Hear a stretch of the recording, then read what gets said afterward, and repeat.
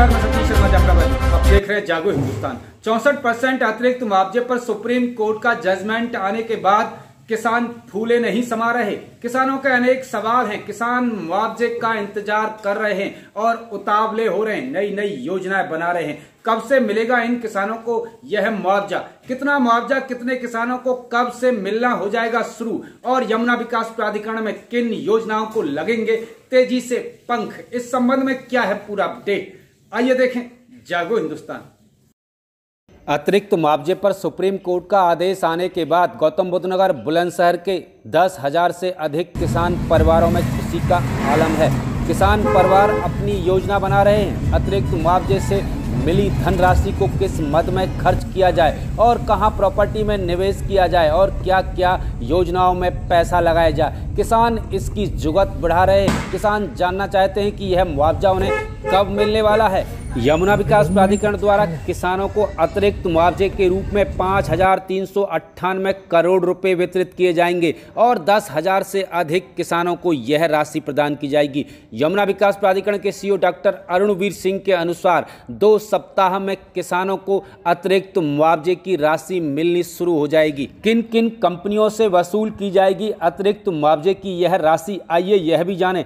Shakuntala welfare society, ADS, JP, Ajnara, Supertechs सहित कई बड़े बिल्डर हैं जो यह राशि देने के विरोध में हाई कोर्ट के आदेश को लेकर सुप्रीम कोर्ट चले गए थे। सुप्रीम कोर्ट का आदेश तो हो गया, लेकिन किसानों में इस बात को लेकर तरह तरह की बातें हो रही हैं कि यमुना विकास प्राधिकरण कब तक किसानों को यह मुआवजा देगा। इस संबंध में भारतीय किसान एकता संघ का कहना है कि वह प्राधिकरण के अफसरों के साथ बैठक करेंगे और एक पॉलिसी बनवाएंगे ताकि किसानों को अतिरिक्त मुआवजा मिलने में देरी ना हो, कोई भी गड़बड़ी और भ्रष्टाचार सामने न आए। यमुना प्राधिकरण के किसानों को अतिरिक्त मुआवजा देने के आदेश के बाद प्राधिकरण क्षेत्र में वर्षों से रुके हुए विकास की बाधा भी अब दूर हो गई है। यमुना विकास प्राधिकरण ने अब तक 33,144 भूखंड आवंटित किए हैं। इनमें से 11,000 भूखंड अभी तक फंसे हुए थे।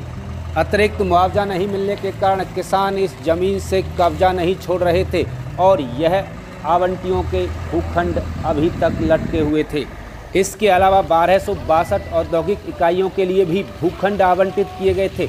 इनमें भी अतिरिक्त मुआवजा नहीं मिलने के कारण कब्जा नहीं मिल पाया था। सेक्टर 32-33 आंशिक रूप से रुके हुए थे।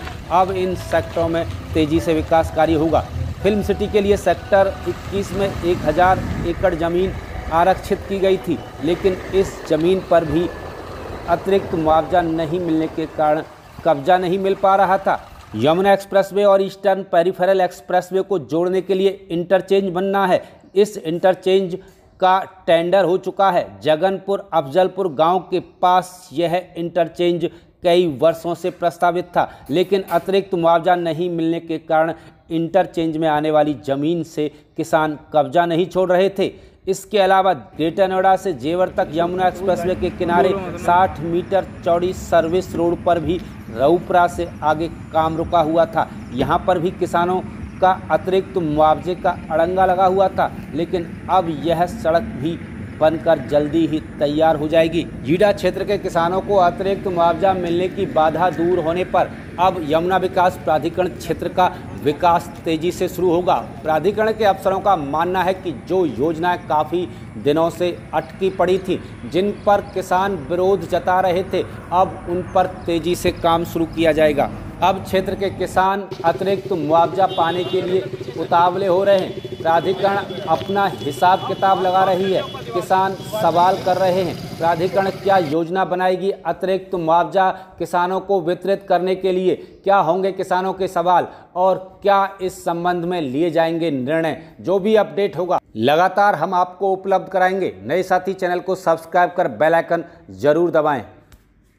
जेवर airport, film city, new Noida, new greater Noida, Tappal वाजना, राया, मथुरा, अर्बन सेंटर सहित एनसीआर के डेवलपमेंट और खास मुद्दों पर आप रखते हैं ध्यान, तो लगातार देखते रहें जागो हिंदुस्तान में। सतीश शर्मा जाफराबादी।